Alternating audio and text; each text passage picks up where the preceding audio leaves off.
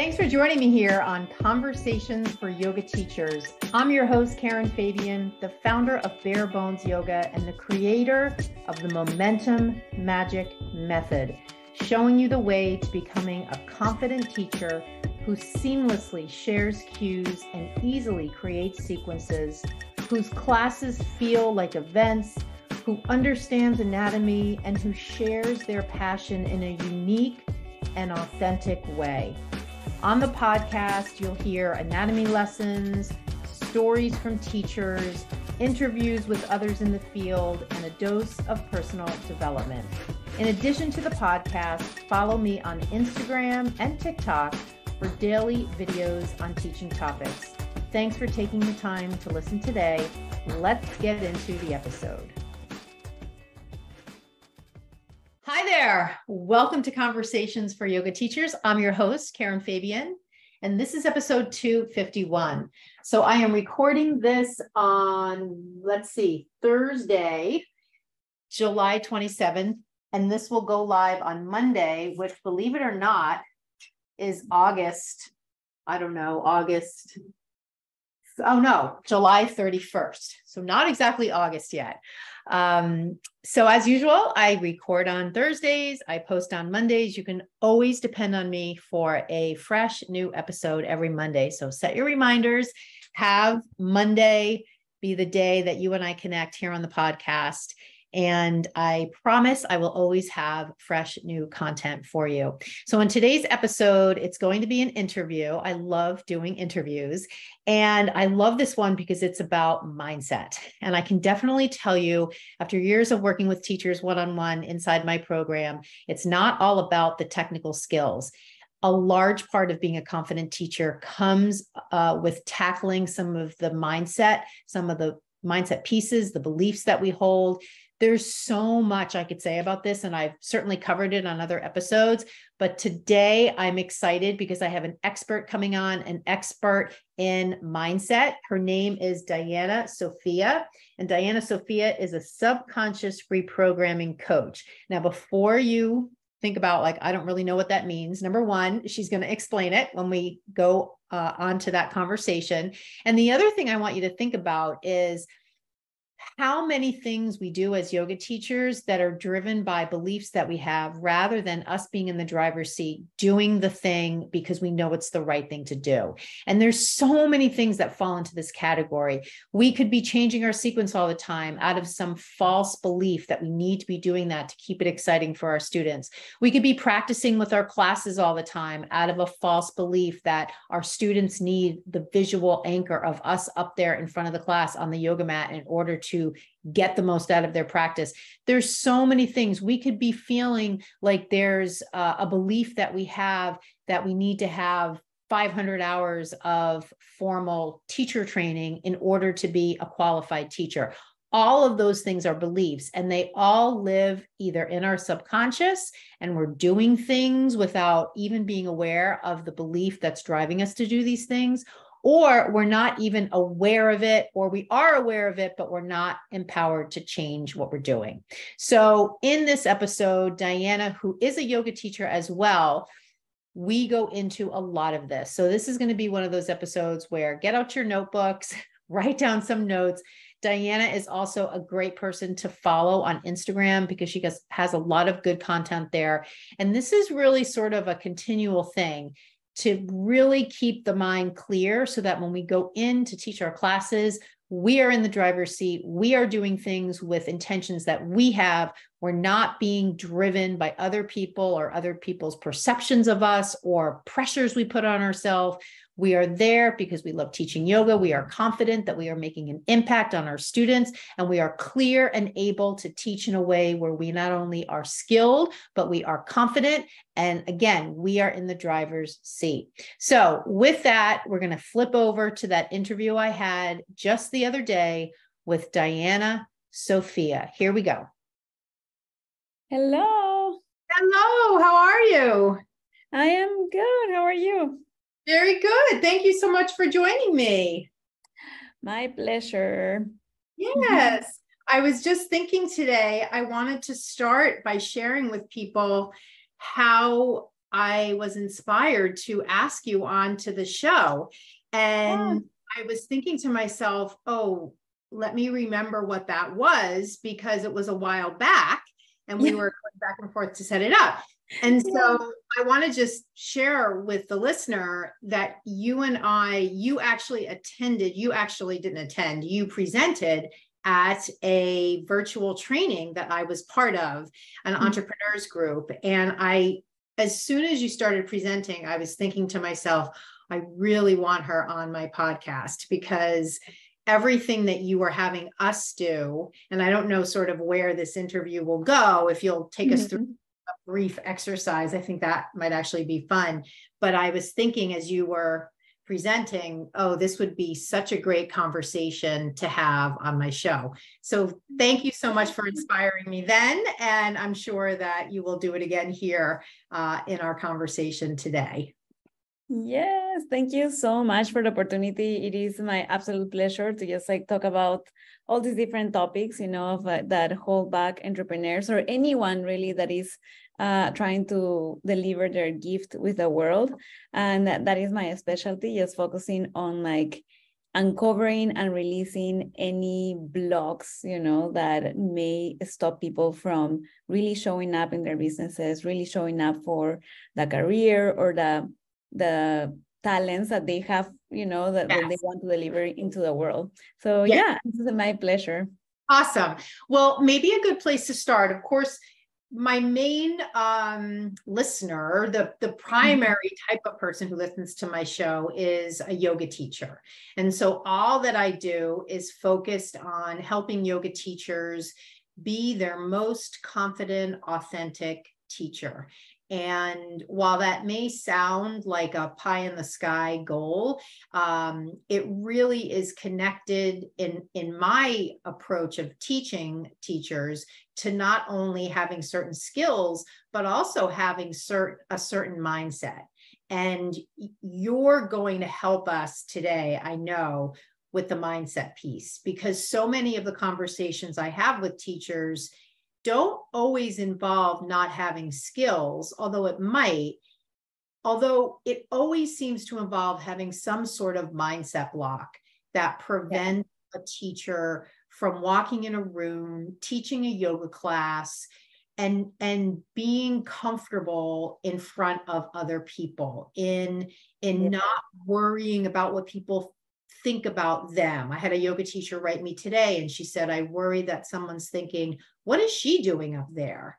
And so there's just a lot of those thoughts that, honestly, I've spoken to teachers who took a training years ago and have been stuck in this fear for years. And they'll write me and they'll say, I took a training, I spent thousands of dollars, and ever since I graduated, I've just been so afraid to put myself in front of people that I haven't put any of it to use. So that's sort of the backdrop. Why don't we start by having you share with the listener who you are, and as our mutual friend James Wedmore would say, who you are, what do you do, and how do you help them? So let's start there. Yes, and it's I was kind of smiling and almost laughing, because it's this is the same thing. So I work, just to give you a little picture into who I am, what I do, and all that stuff. So my name is Diana Sofia. I am a subconscious reprogramming coach, and I help specifically coaches and online entrepreneurs and just personal brands who want to put themselves out there, which is, I feel very similar to exactly the people that you are helping, right? It's anyone that has to show up somewhere to put themselves out there, to put their, expertise, talent, or whatever it is that they have get certified on in front of other people, will have, to face fear and imposter syndrome and self-doubt and all these different things.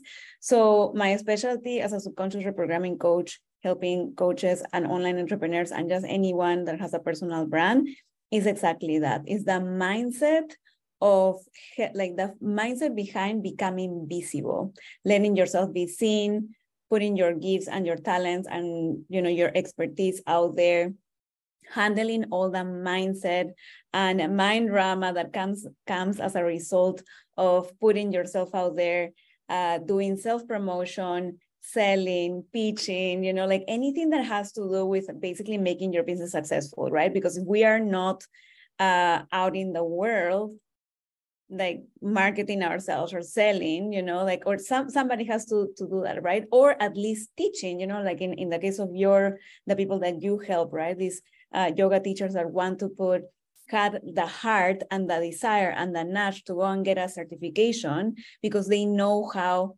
yoga has impacted them and their lives and how amazing it has been, that journey. I feel like, so I think we kind of briefly talked about this, but I used to be a yoga teacher. So I totally understand 100% what it feels like to get the certification, to study, and then feel like, okay, now what? You know, this is so scary, right? To just put yourself out there. So it is exactly that same mindset that a business owner, a coach will need in order to put themselves out there, put their ideas, expertise out there. So it's like, I pretty much serve the same people, and also with the same experiences, right? Like the same mindset, holdbacks that anyone that is in this career or like with this desire would have.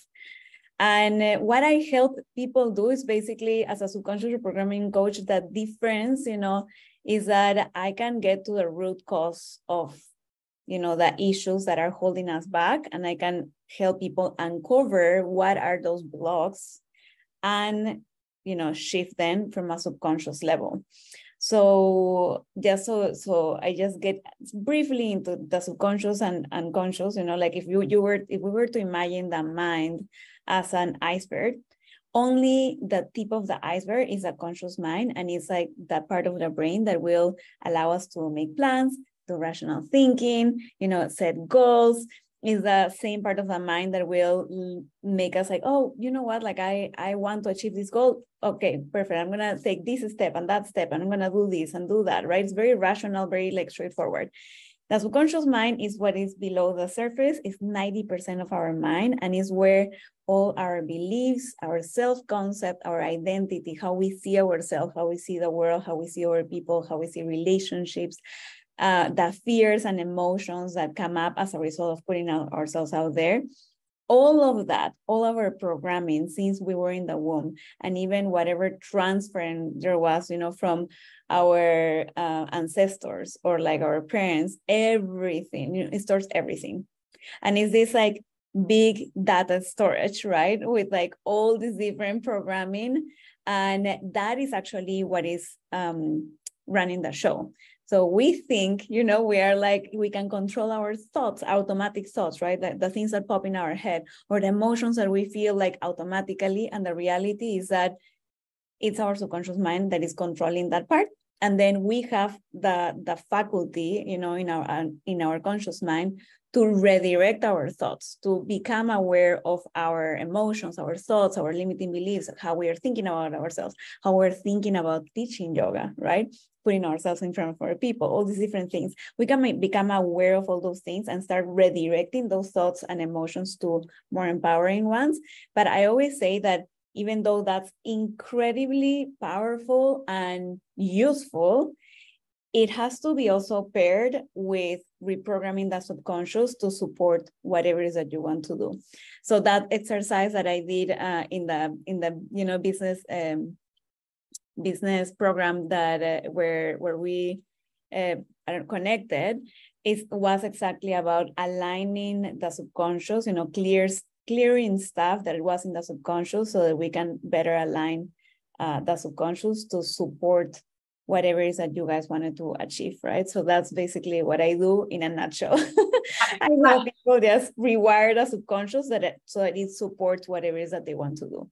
Okay. So I really like the way you explain that it's like there's only the tip of the iceberg sticking out, and underneath the water is a lot of these beliefs that hold us back. And the reason that that really struck me is oftentimes when I'll speak to a yoga teacher, just like you said, they can say what they want to do. And then oftentimes when we start to get when we start to get into conversations about how I can help them, they will then back off. And I oftentimes will say, I know that part of you must be interested in improving in this particular area, or getting to teach yoga, even though it's been some time since you took your training. And I use that phrase because I hope people can appreciate from what you're saying.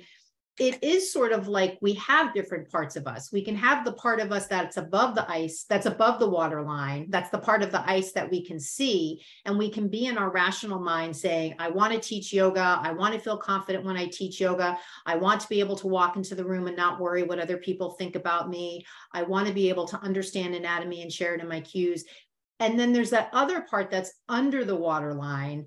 That's like, who am I to be? I've never been able to learn anatomy. I've never been able to feel confident when I teach. So I guess I wanted to just put a bookmark in the first thing that you had mentioned, in one of the things that you just mentioned, to just sort of say to the person listening, you're okay to have like the action thought, and at the same time, maybe not be taking action. And part of my conversation with you is I want you to help us learn ways that we can, number one, recognize we've got these different parts of us, and still move forward. So how do we kind of deal with what's under the waterline, these beliefs that you say? I loved when you said earlier, mind drama. I think that I've never heard that before. I think that's such a great way to describe, like, you're in this state of wanting to be a better teacher, wanting to feel like a more confident teacher. And at the same time, you've got this mind drama going on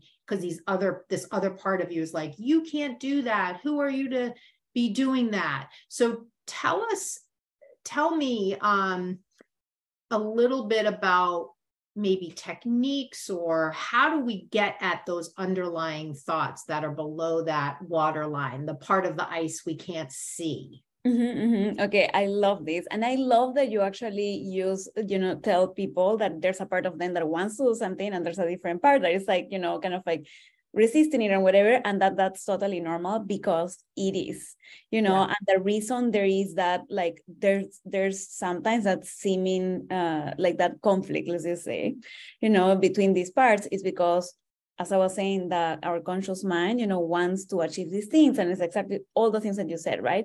It's like, it wants the best for us. It wants us to thrive. It's like the mind that is like in, like wants our dreams and like all these different things. And then the other part, the subconscious mind, also is in charge of our survival. So that's why there's conflict, right? Because if you really think about it, when we were born, and like since we were born and when we were little, we really depended on our parents or whoever our caregivers were, right? And we 100% depended on them, to the point that if for any reason, they didn't like us, let's just imagine in an imaginary world, they didn't like us, we literally could die.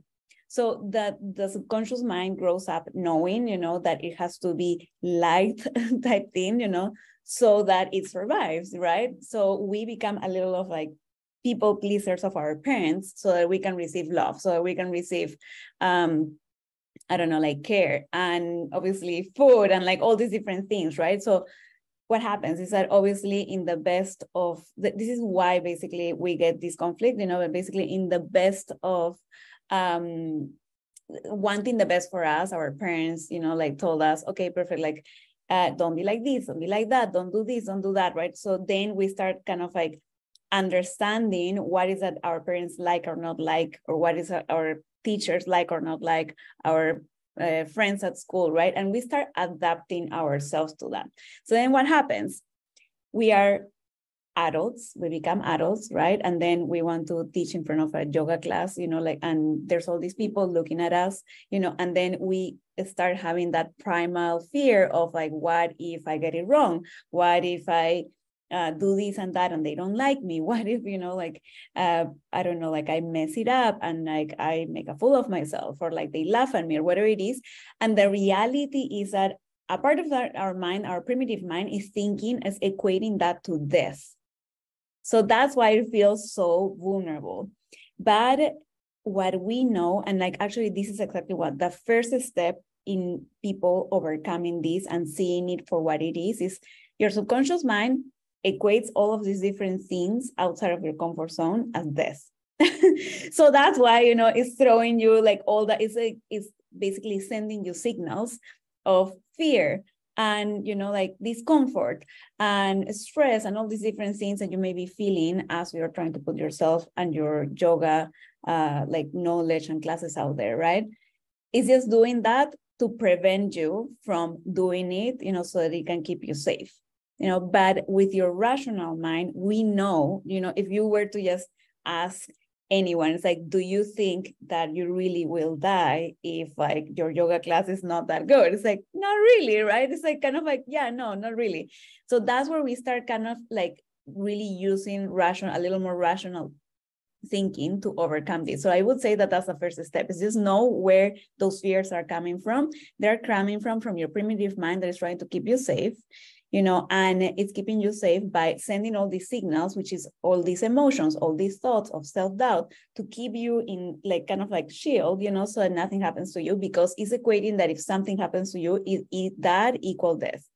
But you and I know that teaching that yoga class, that messing it up, that maybe somebody, you know, like, I don't know, going to a different class for whatever reason, you know, that doesn't equate death really. You know, it may be uncomfortable. It may, you know, like anything that we do in life, we won't be good at it in the beginning. And we need to have practice, you know, we need the practice to be able to become better, right? So we are going to have to come to terms with the fact that we need to do things feeling uncomfortable in the beginning, and also feeling like we maybe don't know what we're doing, you know, and we don't feel like the most proficient, but it's just part of putting ourselves out there and putting our gifts into the world.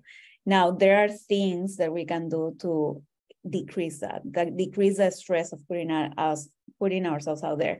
I always say, you know, people say like, oh, feel the fear and do it anyways. And I say, yes, and you can do things to calm your nervous system and don't feel so much fear when you're putting yourself out there. And that's where I come in. So like, I'll definitely give you some exercises, you know, that people can do like throughout this basically. So basically it's that, you know, it's just like the sole understanding that your mind is equating death, but really you're not gonna die. That alone will help anyone in like realizing, oh, okay, this is why I'm feeling this fear, you know, it's because my mind thinks I'm gonna die, you know, but I know I won't, you know. Yeah. And then the second thing I would recommend to anyone, and this is something that anyone can do, is rehearsing, you know, but not just in real life. You can actually rehearse in your mind,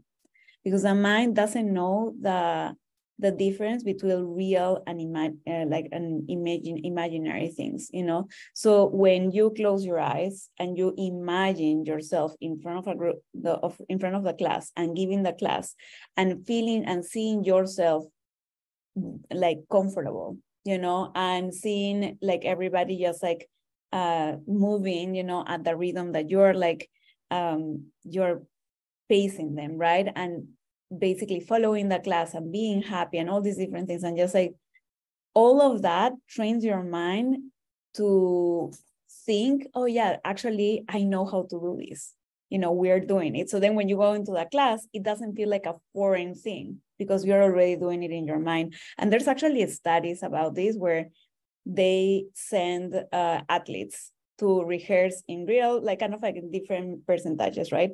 In real life and in their heads, like 50-50. Then 70% in their imagination, and 25% in the world, like kind of in the physical world. And then the opposite, right? Like I think it was 75% in their minds, or anyways, the opposite of the other one. And basically they realized that the mind still was trained, you know, and actually in some of the studies, it outperformed the people that train in their minds and also in the physical world, outperform the other groups.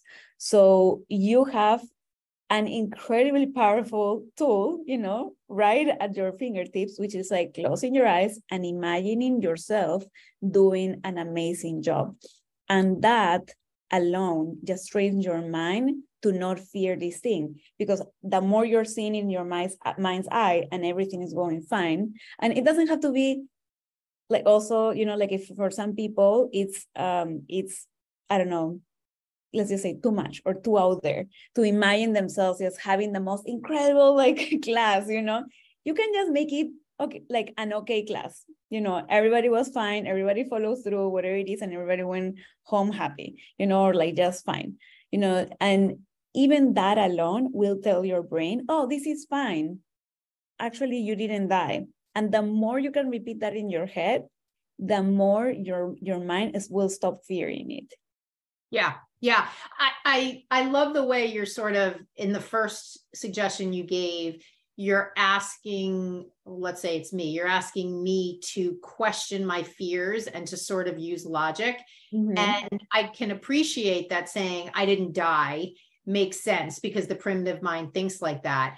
I wonder if, you know, because I think for many yoga teachers, they know they won't die, but they feel the fear of embarrassment, or they fear that someone will get hurt, or they fear that someone is judging them, or if someone comes to the yoga class that's a teacher that they know from the studio, they worry that teacher's judging them. She's not as experienced with as I am, or whatever.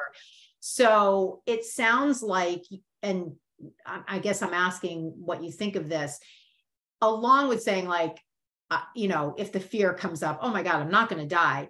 You could, I'm thinking, even say to yourself, well, what would be the worst possible outcome? Is this person, do I really think this person is on their yoga mat thinking about me? Or do I really think that I'm going to be teaching something that's so complex and difficult that someone's going to get hurt in my class? Do I really think that there's something built into yoga that makes it any more or less risky than going to the gym or even going for a run? Or, you know, like just sort of being the questioner, almost to that part of you that's telling you these fears. So would you say that along with the, I'm not going to die, but you could also sort of get really specific and almost like you're having a conversation with this other part of you?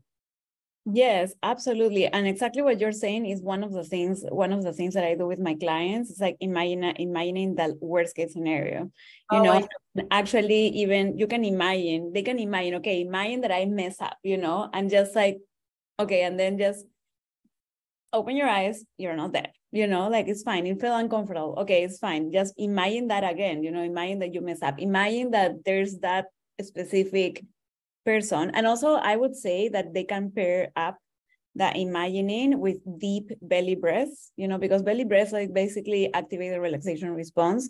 So at the same time that they are imagining being in that situation where that more advanced yoga teacher is there, right?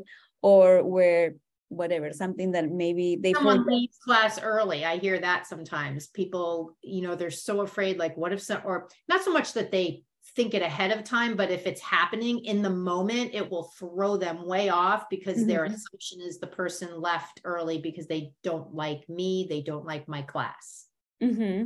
So in terms of like the thoughts that appear, I would say that questioning them and the rationality of them, you know, it's like, I would say, okay, if you are noticing that you have a negative thought, you know, you're making, because the reality is that there's always facts, right? Someone left the room.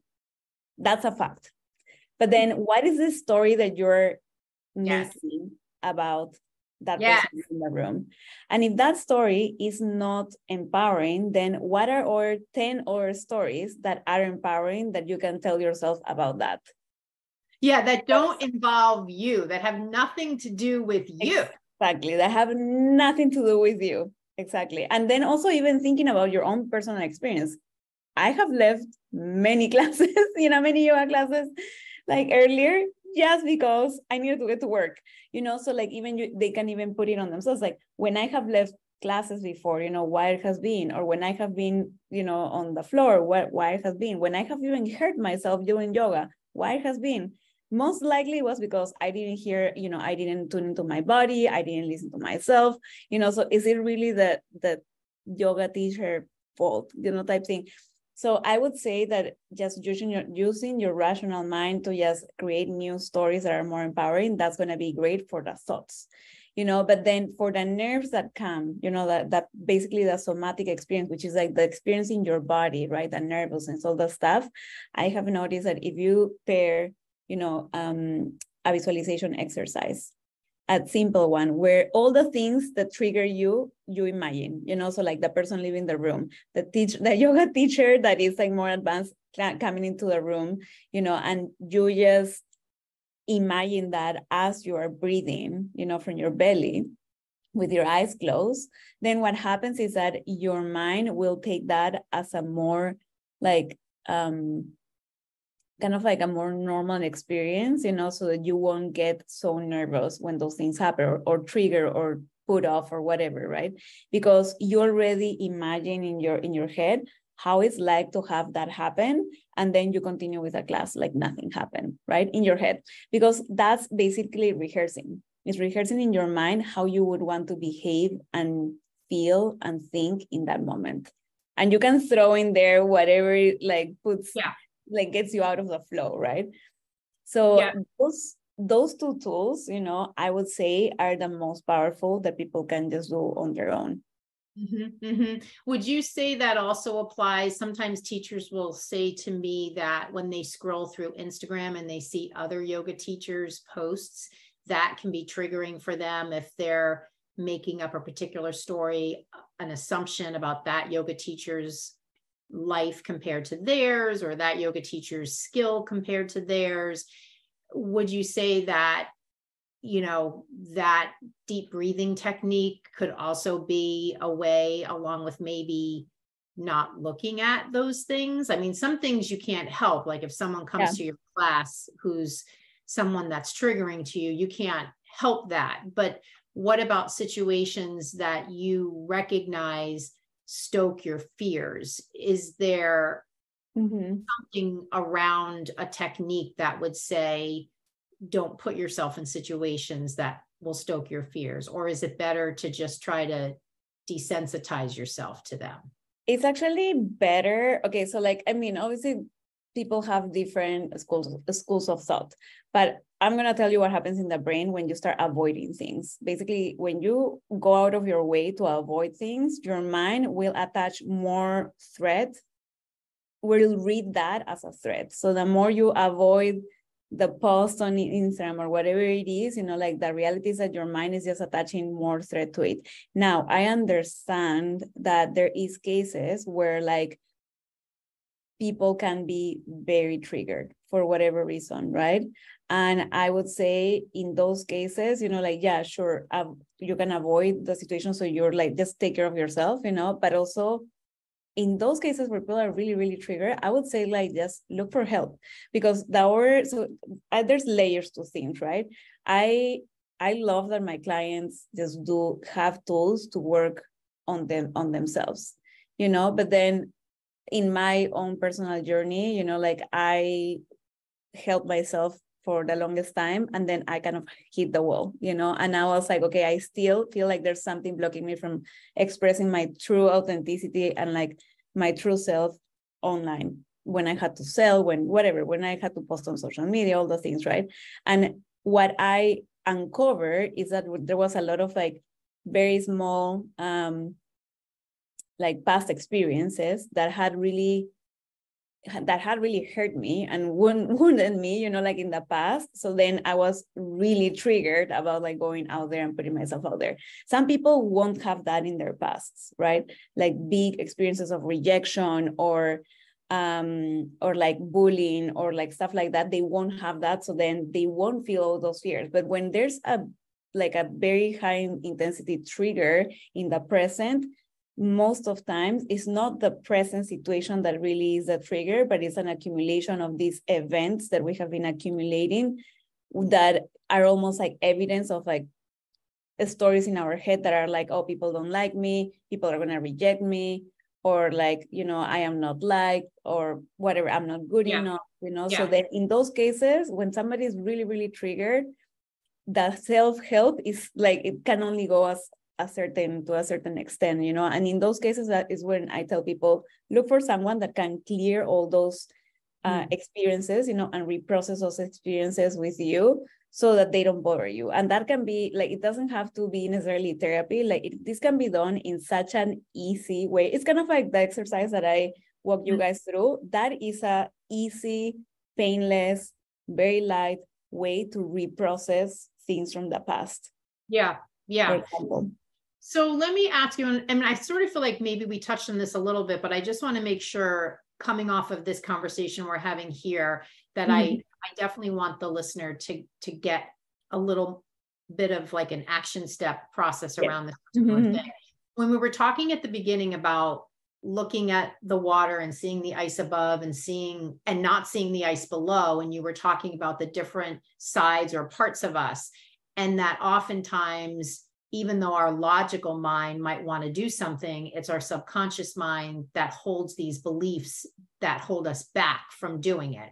How do you get to what those beliefs are?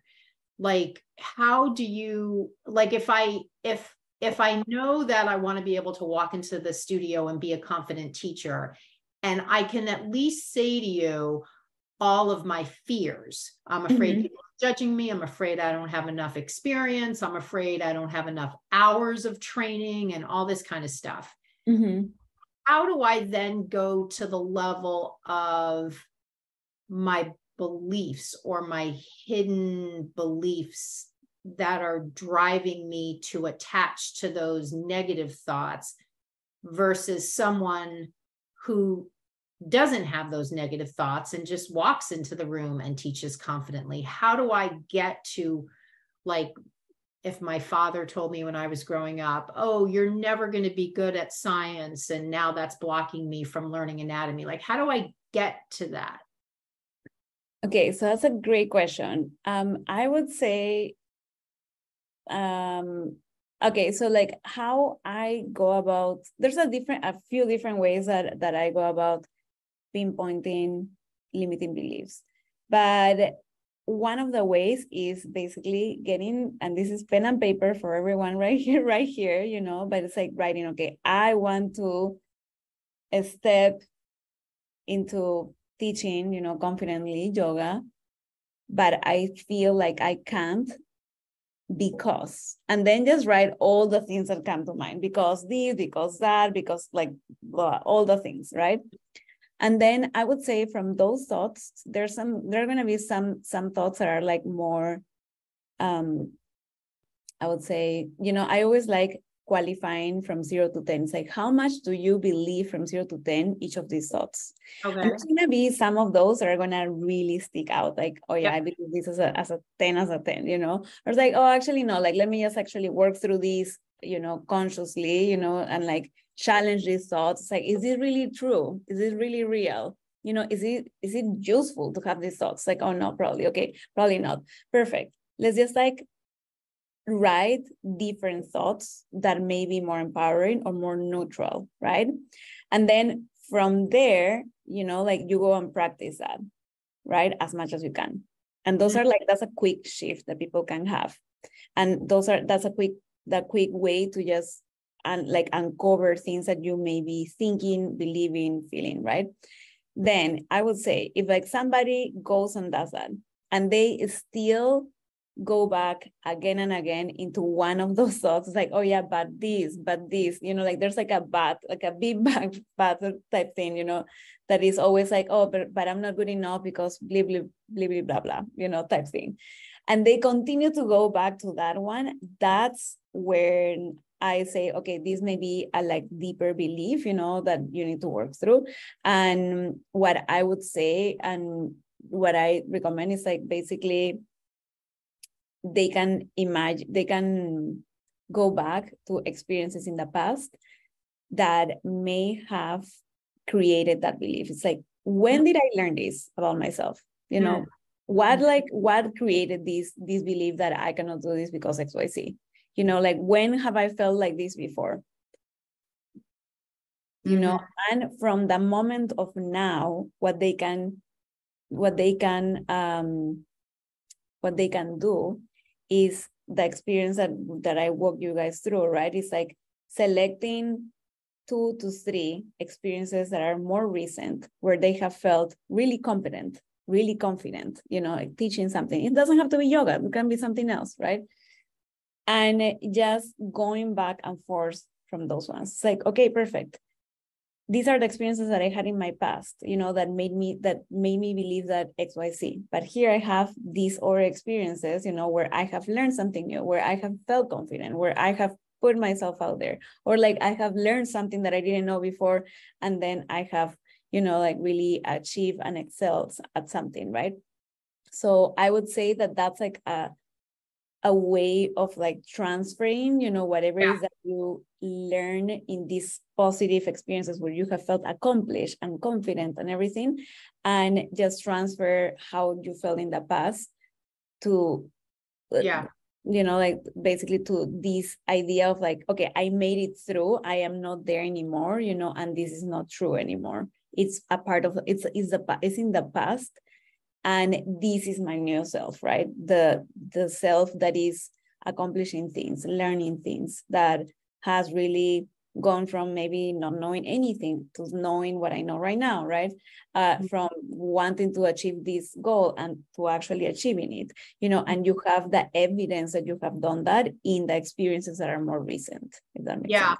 I think that exercise of just writing down all the reasons why you might think you can't do something well, or you can't be confident as a yoga teacher, is kind of a scientific exercise that I don't think a lot of people tend to think of doing, because we sort of are all in our reaction mode. So we're sort of like in that mind drama, just letting oftentimes that part of us drive our actions, even or in these situations where we're bumping up against feeling like we're not doing a good job, or we're not moving towards our goal, or whatever it is. So I really like that you said, even for the listener, if they just start out with that one step of just writing down, well, what are all the reasons?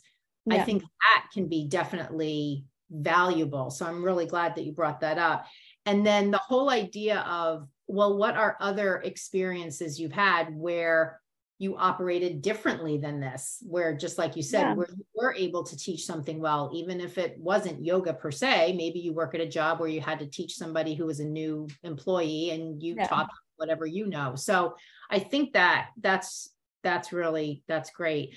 What about the idea of how much you want it? Because sometimes I sort of feel like there's that variable of, I don't know if desire is the right word, because desire makes it sound like it's a nice to have, like that idea of, let's again just take the example of the yoga teacher. I know I want to be a confident teacher. I know I want to have certain skills, and I can identify these experiences I have where I go into the studio and I feel all of these negative thoughts. I can list out what I think is preventing me from being that confident teacher. But then when I see an opportunity to change my beliefs, to improve myself, to learn what I need to learn to get that dream outcome, I'm afraid. And I often see this when I talk to teachers about working with me one-on-one, and I talk about working with me in my program, and they'll get to the point where we're in complete sync. I understand what their limits are, their limitations, their limiting beliefs. We've worked through in conversation, either on the phone or through email, the skills they want, the beliefs they have. And then they'll get up to the point where it's like, okay, are you ready to move forward? And they'll say no. And I'll know that the reason they're sharing isn't really the reason. And I want to look at this not through the lens of like, how do you connect with someone to encourage them to take that step forward? I want to look at it, and I don't really want to bring in money at all as a variable. I know that that can sometimes be a variable why people say no. I want to look at it more through the lens of this belief issue. If I really want something, is that what I need to have, that urgency, that desire in me that will allow me to push forward through these fears? Or is it something else that I need to have to give me what, like the energy to push that boulder, or to whatever metaphor you want to use? Got it. Okay, that's an amazing question, because this is something that actually I have wondered a lot. It's like, what does make someone, like some people really figure it out, right? And just push everything and just go through like whatever it takes, even if it's scary, even if like it's uncomfortable, right?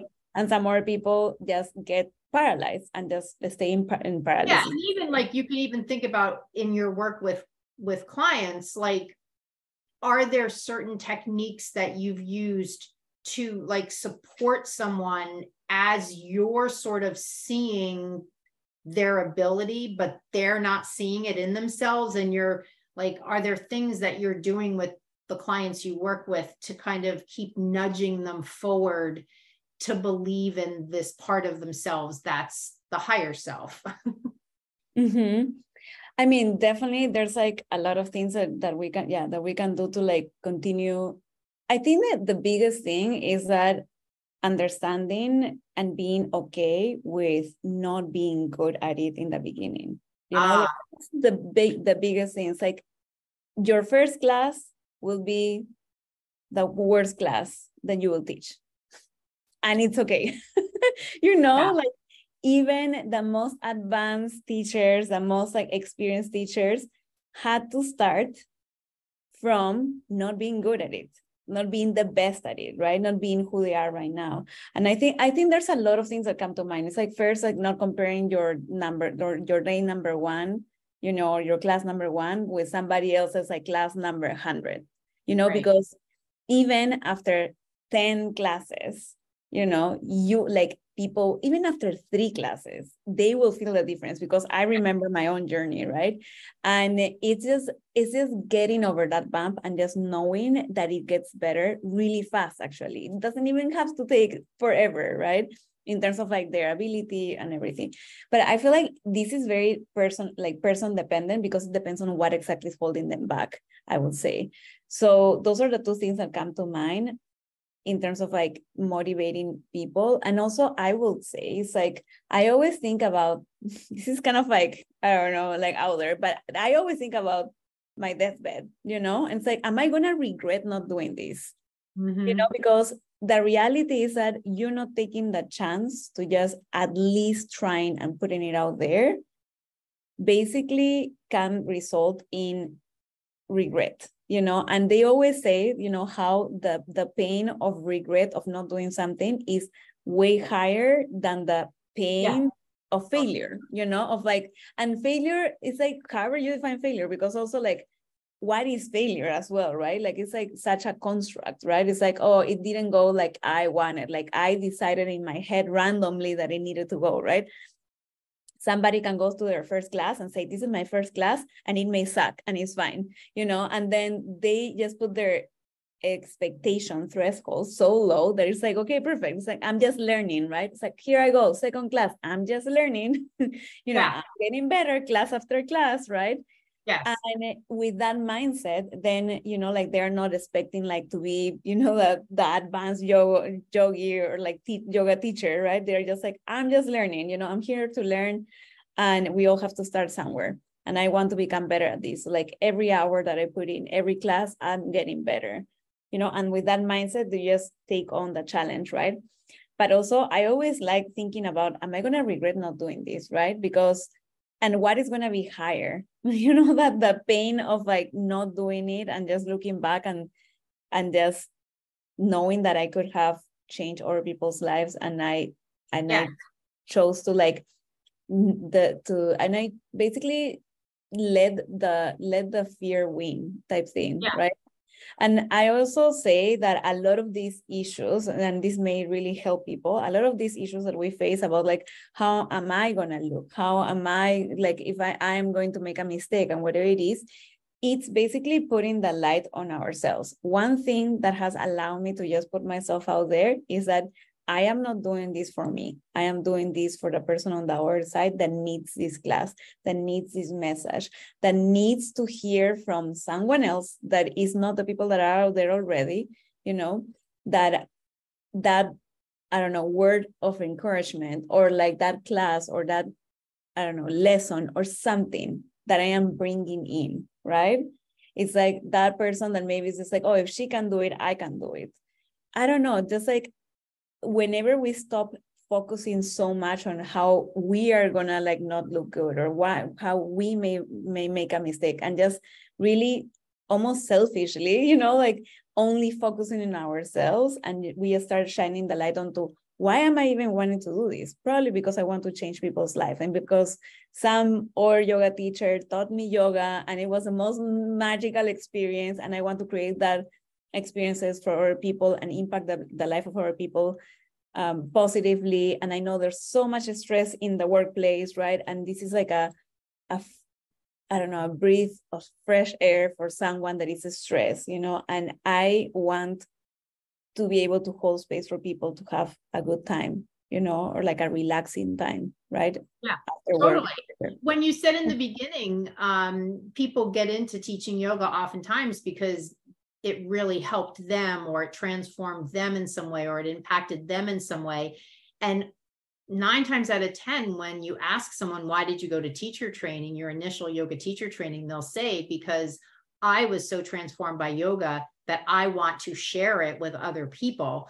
So it's interesting that you could have, you know, teachers can have that experience and they can rationally explain it. And then at the same time, really kind of let all these fears, I mean, I know why it happens. It's just when you just sort of objectively look at it, it's like, wait, just like you said, it's not about you. It's more about you helping other people. And that sort of changes the balance between the two ends. And now it's more weighted towards them. And they're not even really judging you or thinking about you. They're thinking about them and how your yoga is impacting their body and how they're experiencing your class on the mat. So I like that. It sort of reminds me of taking a selfie versus turning the camera the other way. Like instead of taking a selfie at yourself, turn the camera to landscape and look out at the class and focus on them rather than focusing on you. It's hard to do in the beginning. I think over time, like you said, it comes with loosening that attachment to having the focus be on yourself. So I want to, before we wrap up, I want to see, are there, I love the idea when you said about visualizing, and we can, you know, explore that a little bit more. I'm just thinking, are there other tools that you share with your clients that you want them to do on a regular basis to sort of keep these channels clear in the mind and keep aware of when we're operating below the line versus, or whatever, operating in a way that's really serving ourselves the best possible way? Yes, actually, this is what I was gonna say at some point in the beginning. It's like, I love tapping, EFT tapping, you know, emotional freedom technique, as a way to release the stress and anxiety of performing in whatever way, shape, or form. I used to be absolutely terrified, petrified of public speaking. Like, I literally would just like die every time I had to like even think about doing it, not even doing it, but just think about, anyways, just doing it. And I was able to overcome that basically with tapping. And just going, you know, through like the points and doing that will alone help so much. And it's basically, they will only have to, and this is something that I can like provide also, like basically they only have to go through like the tapping points as they imagine like teaching the class. Okay.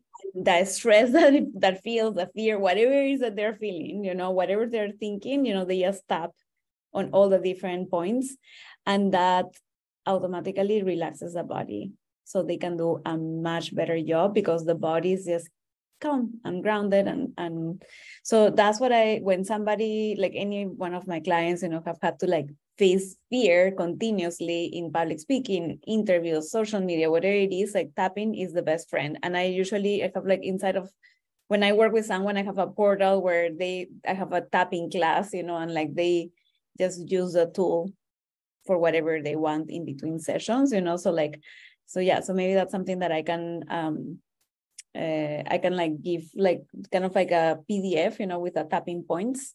Sure. So your people can like just know exactly what to tap, and as they are going into the classes. So I think that could like actually really help them.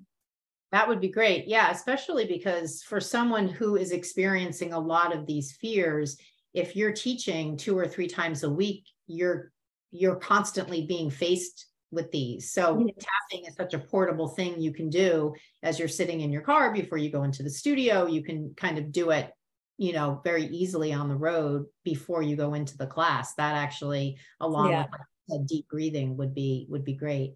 So can you tell people how they can find you on social media? Which platform are you most on and directing people to?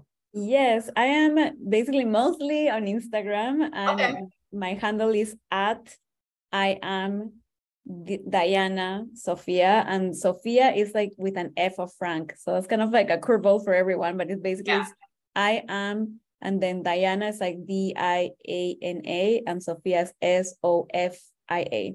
Got it. Okay. And they can like, ask me any questions, whatever it is. It's like all these tools can really help people overcome and feel better when they are performing. And I feel like they're incredibly useful to put our gifts into the world. So absolutely. And one other thing, I think the Instagram is great. You also work with clients. How do you do that? If someone's listening and they're thinking, wow, I'd really like some more intensive work on this sort of thing. How do they do that with you? Yeah, so like on my Instagram account, like in the link in bio, there is a link to my Calendly, and basically I prefer meeting with people one-on-one, like as a free consultation first, to understand what is that they're facing and how can I better help them, and make sure 100% that I can help them, and see if we are a good client coach match. And that's what I do. I work one-on-one with people right now. And in the future, I hope I have like more kind of like group containers where I can work with more people than just one at a time. But right now, I love diving deep with people. So yeah, for sure. So they can just go to the link in bio on your Instagram. Yes, okay, that's the best place. Perfect. Well, thank you so much, Diana. I'm so glad we had this chance to sort of piggyback off that other training I was in that you were leading, and now you're on the show. And I just think this is such a wonderful kind of action-based, like you gave me things to do, the listener things to do to help with this really important topic of discussion for teachers. So I want to thank you again for your time. And, here we are recording on Monday. This will actually go live a week from today. So I'll be sending you the link a week from today, and I'm super excited to share it with everybody else. Awesome. Perfect. Thank you so much for the opportunity to just like share these with people. And it's like my absolute pleasure. It's such an honor. And thank you so much again. Of course. All right. I will talk to you soon. Talk to you soon. Bye. Bye. Thank you so much for listening to this episode. And the fact that you're still here and still listening is not lost on me. So thank you so much. Couple of things. If you have any questions, please contact me. Send me what your questions are directly to my Instagram DM. You can find me there at Bare Bones Yoga. The next thing, I hear so much from yoga teachers that they want to be confident. They want to feel more confident. They don't want to have that nervous feeling in their stomach when they get up to teach. They don't want to stumble over their words.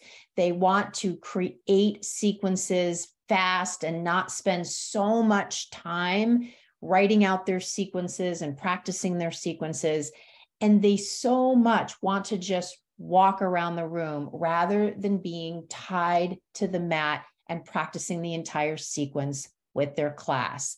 If any of this hits home for you and you want to develop into a more confident, authentic teacher in the next 30 days, I want you to DM me, confident teacher, heard it on the podcast, and I will show you exactly how you can get there.